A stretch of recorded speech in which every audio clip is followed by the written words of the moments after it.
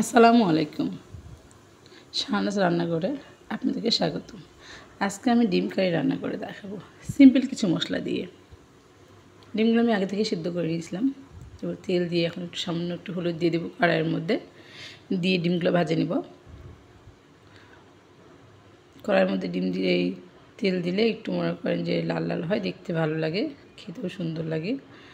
যে ডিমগুলো আমার ভাজা হয়ে গেছে লাল লাল করে, আমি নামিয়ে নেব। নামিয়ে নিয়ে এখানে আমি একটু পেঁয়াজ দিয়েছি, 4টা পেঁয়াজ দিয়েছি। পেঁয়াজটা হালকা করে ব্রাউন করে নিয়েছি।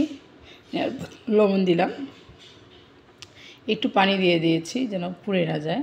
ধনিয়া গুঁড়ো দিয়ে দিয়েছি। এবং আজকে আমি রান্না করবো রাঁধুনি মশলা দিয়ে, হ্যাঁ, বিরিয়ানি মশলা দিয়ে।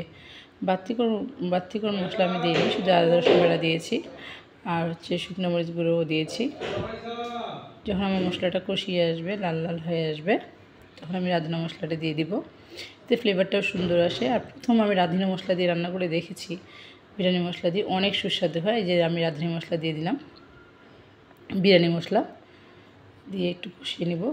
কষিয়ে নিয়ে তারপর আমি কষিয়ে নেওয়ার পর আমি আর পানি দেবো না, সামান্য একটু পানি দেব যেন এটা মাখা মাখা হয়, ঝোল ঝোল।